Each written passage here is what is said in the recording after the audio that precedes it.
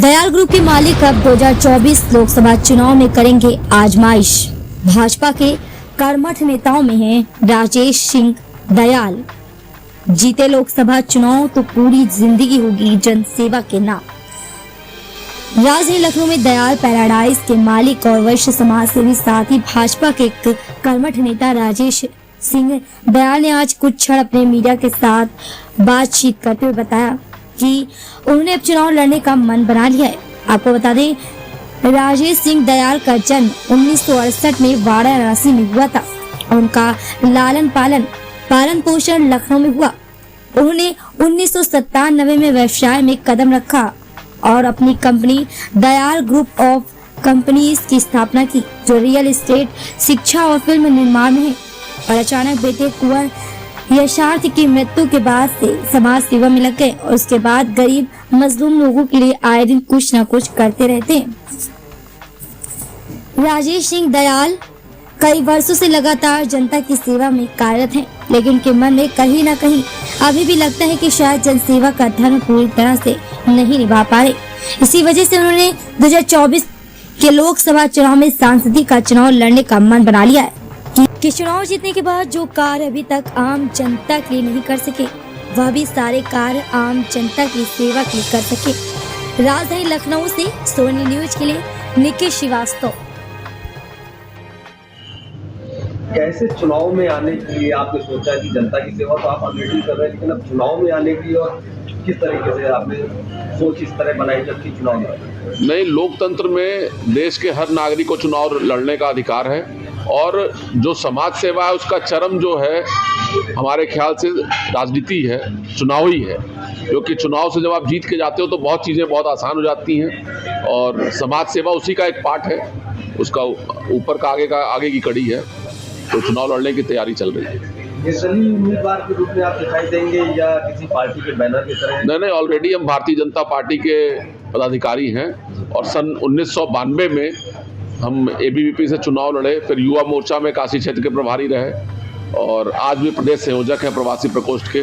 तो निर्दल क्यों रहेंगे, हमारा परिवार है, भारतीय जनता पार्टी हमारा परिवार है और जो सेवा का भी जो परिकल्पना है वो उसी परिवार से निकल के आई है। हम लोग सेवा इसी वजह से कर रहे हैं कि वहाँ से हमें संस्कार मिला है भारतीय जनता पार्टी। बहुत तरीके की सेवाएं आप करते हैं, आपने हमने डॉक्यूमेंट्री भी देखी है, काफ़ी सेवा आपने की। अभी कौन सी मन में ऐसी कशिश रह गई जो अभी पूरी करनी बाकी रह गई?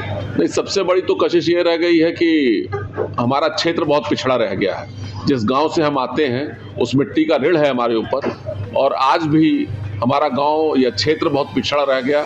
आज भी वहाँ डॉक्टरों की व्यवस्था, स्वास्थ्य की व्यवस्था अनुकूल नहीं है, जिसकी वजह से बहुत लोग परेशान रहते हैं और दुख के साथ कहना पड़ता है कि आज भी डॉक्टरों की कमी है। जहाँ डॉक्टर हैं वहाँ नर्स की कमी है, जहाँ नर्स है वहाँ अस्पताल की तो बिल्डिंग सरकार ने बना दी है, लेकिन अभी डॉक्टर पूरे नहीं हो पाए हैं। 213 में से 93 डॉक्टर पोस्टेड हैं बलिया जनपद में। जहाँ आप सोचो लखनऊ में हर हॉस्पिटल में जो है रेडियोलॉजिस्ट है, पूरे बलिया जनपद में एक रेडियोलॉजिस्ट है। तो छोटे छोटे जगह से वहाँ रिफ़र किया जाता है और बलिया से मऊ रिफ़र किया जाता है और मऊ से फिर बनारस के लिए रिफ़र किया जाता है। तो बड़ी लड़ाई है जो हम लोग कोशिश कर रहे हैं कि जन जन तक वो स्वास्थ्य सेवा उपलब्ध करा पाएँ। आपकी लाइफ में ऐसा समय आया जब आपकी लाइफ में टोटल करवट बदली जी, क्या था, बताना चाहिए? वो था कि 2014 में 5 जून 2014 को हमने अपने पुत्र को खोया, बड़े पुत्र को खोया और हमें लगता है कि वो पूर्व जन्म का हमारा गुरु था जो हमें बदलने ही आया था। नहीं तो हम तो परमानेंट बिजनेस, शाम को घर लौटूं तो ब्रीफकेस में पैसा होना चाहिए, बिना उसके एक नशा था पैसा कमाने का। लेकिन पुत्र को खोने के बाद ये एहसास हुआ कि जो कुछ भी है उसमें समाज का हिस्सा बड़ा है। तो अपने समाज को देने की कोशिश कर रहा हूँ। विद्यालय चलाता हूँ, कुंवर ग्लोबल स्कूल, आप सबको मालूम होगा, और शहर का हमें लगता है कि ये पहला चैरिटेबल विद्यालय है जहाँ से कोई 10 रुपये भी निकाल के ला नहीं सकता।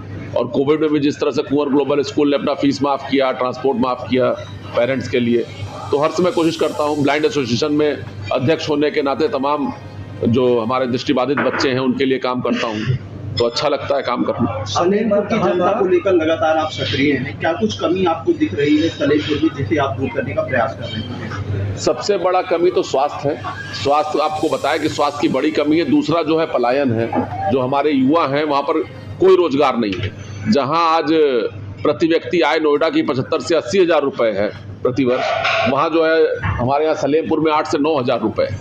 तो बड़ी ये समस्या है जिसकी वजह से हमारे युवा वहाँ से निकल करके बाहर जाते हैं काम करने के लिए। तो तमाम तरह का काम है जो करने की ज़रूरत है, वहाँ उद्योग लाने की ज़रूरत है, पर्यटन बढ़ाने की ज़रूरत है। तो ये सब काम वहाँ बहुत आवश्यक है कि पलायन रुके। भारतीय जनता पार्टी से आप प्रदेश संयोजक हैं सेम प्रकोष्ठ के, लगातार 2014 से आपकी वहाँ के सांसद जो निर्वाचित हो रहे हैं आपकी पार्टी से, ऐसी फिर भी क्या कमी रह गई है जो वो नहीं कर पा रहे हैं? देखिए, हमें लगता है कि कहीं ना कहीं सांसद की भी कोई ऐसी कमी नहीं, लेकिन हमें लगता है कि जो योग्यता है उसके ऊपर अगर हम लोग जाति को प्रश्रय देंगे तो कहीं ना कहीं क्षेत्र पिछड़ा रह जाता है। हमको अपने सांसद कितना शिक्षित होना चाहिए, कितना बिजनेस मतलब ला सके, वहाँ पर अनुभवी होना चाहिए, वोकल होना चाहिए, जो अपने क्षेत्र की समस्याओं को ऊपर तक ले जाए। जहाँ तक मोदी जी की बात है, मोदी जी अपना पूरा प्रयास कर रहे हैं अपने देश को बढ़ाने के लिए, उसका गौरव बढ़ाने के लिए, लेकिन कहीं ना कहीं हम देखते हैं कि हमारे जो प्रतिनिधि हैं वो इस मामले में पिछड़ जाते हैं और उनको लगता है कि मोदी जी के नाम पे जीत गए तो हम काम क्यों करें, इस वजह से हमारा क्षेत्र पिछड़ता है।